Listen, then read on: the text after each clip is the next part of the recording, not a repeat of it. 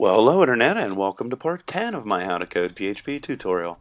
Today I'm going to go over completely how you would create a user account activation script. Here I'll show you the code that will allow a new user to activate their account.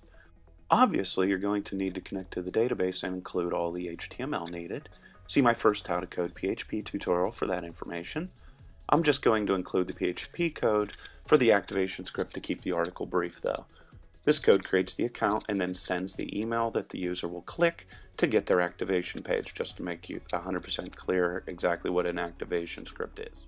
The above functions are used to generate a random number that the new user must have to activate their account. In essence, this function creates a 32-digit random number. Here we create a query that inserts all the information into the database.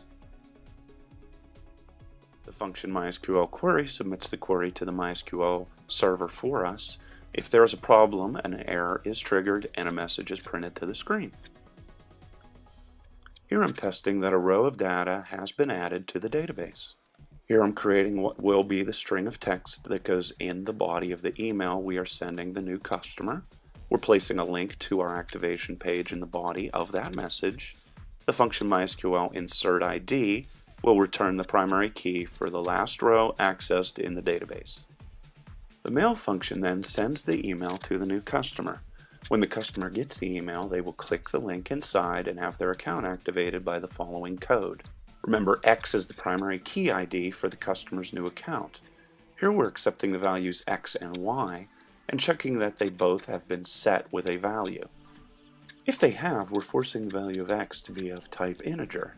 With this code, then I have the characters int surrounded by brackets. If the variable x wasn't set, we assign it the value of 0. We perform the same actions on variable y as we did with variable x in this code.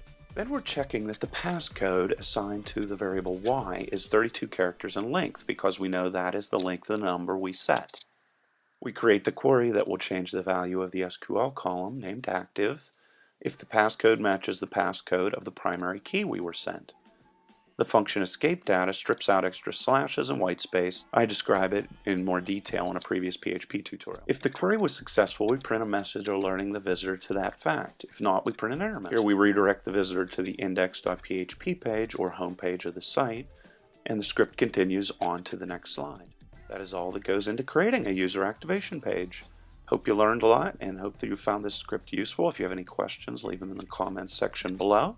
In part 11 of the How to Code PHP tutorial, I'm going to show you how to create automatically updating multiple drop-down boxes. Sounds kind of complicated, but it's quite useful, and it's really not that complicated when you get down to it. Till next time.